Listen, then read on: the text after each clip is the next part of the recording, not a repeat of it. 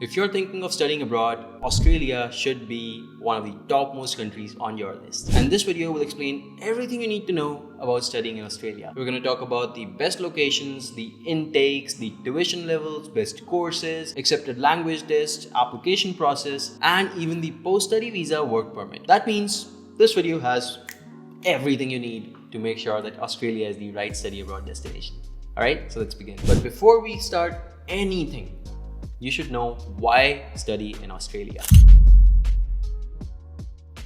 There are a couple of pointers that I've wrote down. These are not the pointers you'll find on the internet. This is based on my personal experience being in this field for the good 5 years that I have been here. Of course, Australia is home to some of the topmost universities in the world. That means that no matter where you go with this degree, you go to UK, you go to India, you go to, US, anywhere, Australian degrees will be globally recognized. Australia offers you a pathway to permanent residence as well. That means that after education, you can potentially settle down in Australia. It is possible. You also get a 2 to 4 year work permit after your degree. That means you can work and gain back the money you've spent by studying in Australia. We're going to talk more deeply about the work permit and who gets a 2-year one and who gets a 4-year one in this video. Finally, Australia also gives you the pathway to invite your family members with you. And I know this is very important to some of you guys, so this should be important.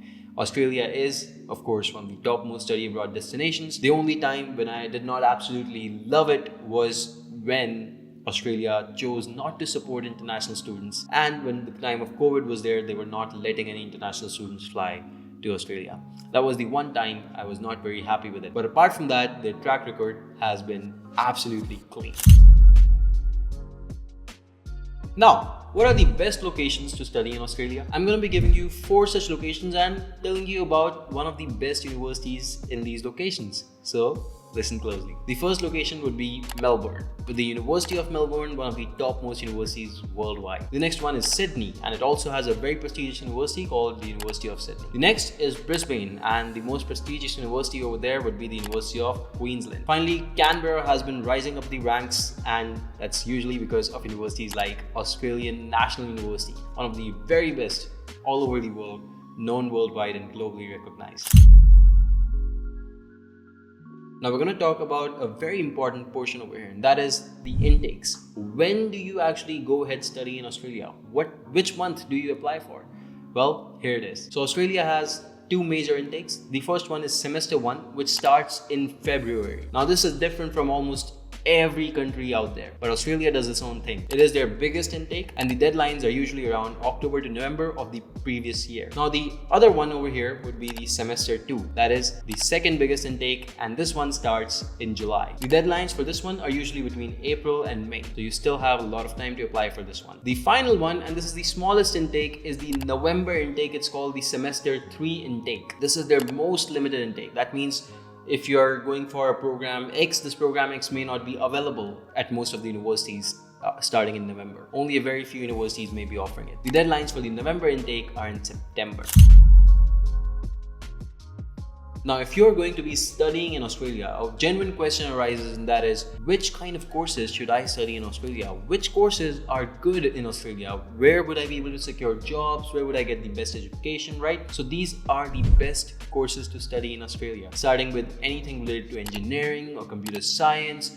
You move on to medicine courses such as nursing or dentistry. After that, you have courses like accounting, hospitality and tourism, which, by the way, Australia really does excel at. Then there's courses like business, cooking, psychology. These are also good options. If you're studying in Australia, you can study all of these. Remember, this is not an exhaustive list. If your program has not been mentioned over here, if your course is different, there's still a good chance that Australia does it right. Of course, you can reach out to me on my WhatsApp number, which is provided in the description, to check more about that.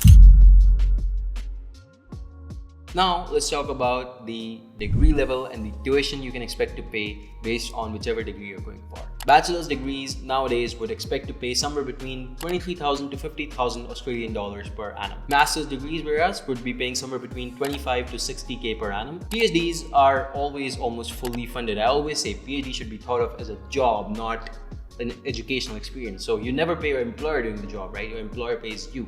Similarly, in a PhD, you should always get 100% funding. Otherwise, it's not really a PhD. Remember that the fee and the deadlines are variable on the basis of your program. But this video tries to provide you with an estimate of those. You should check the exact tuitions and the deadlines on YMGrad.com for any program that you are looking for in Australia. You can even filter universities based on their tuition as to how much tuition level a particular university should have. Maybe you want to spend less than 30,000 Australian dollars, or maybe you want to check out what kind of applicants were able to make it to ANU, and you can do all of that research on our decisions page as well. Now, if you're going to Australia, you must take a language test in most cases. The three most common English language tests accepted in Australia are PTE, IELTS, and the TOEFL. So if you're taking one of these, you're good. Other tests such as the Duolingo have a lower acceptability but may still get you there.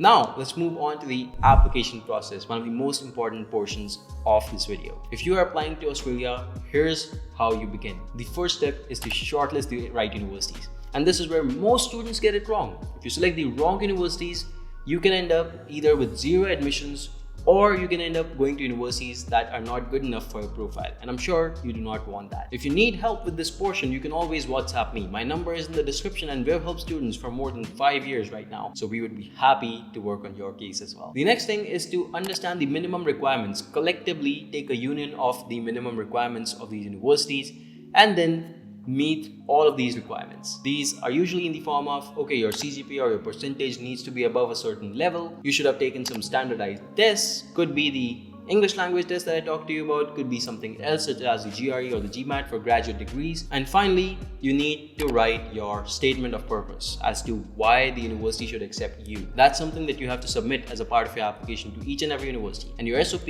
is where you are personally connecting with the admissions committee. If you need help, our Ivy League grads who have already made it to some of the topmost universities all over the world can actually help you draft your SOPs. You can reach out to me on WhatsApp or take a look at the SOP drafting service on YMGrad. Finally, in your application process, you have to fill up an online application. That's a whole form where you have to attach all these documentation and submit it to the university. And you may also have to pay an application fee. Now, these application fee can add up really quick and can become a huge amount in many cases. But if you're enrolled with us, we can make sure that for many of these universities that you're going to be applying to, even the top ones, we may be able to offer you application fee waivers. So reach out to me for that on my WhatsApp again.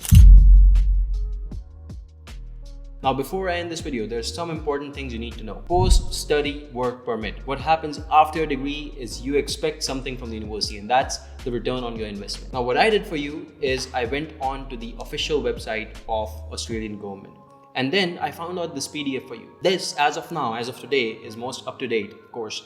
And this lists down which programs are eligible to get a 4-year postgraduate work permit. Remember, not every program gets 4 years. Most get 2 years and the rest get 4 years. Now, on the basis of my research, what I can generalize over here is that if you are studying an engineering or medicine-based degree, more or less, you would have a 4-year work permit. Otherwise, you would have a 2-year work permit. Now remember, for most of the programs, if you study in Australia and then you work for just 1.5 years, you are eligible to apply for PR, that's permanent residence. So you don't really need always the 4-year postgraduate work permit. But at the same point in time, it's also something that is good to have, which is more security on your side. So engineering or medicine degrees, you guys win over here. Now, this may be the end of this video, but this doesn't have to be the end for us. If you want to reach out to me, you have a couple of ways. You can first reach out to me on WhatsApp, my number is in the description, or you can message me on my Instagram. And also, I would really appreciate it if you subscribe to the channel if you're watching till now.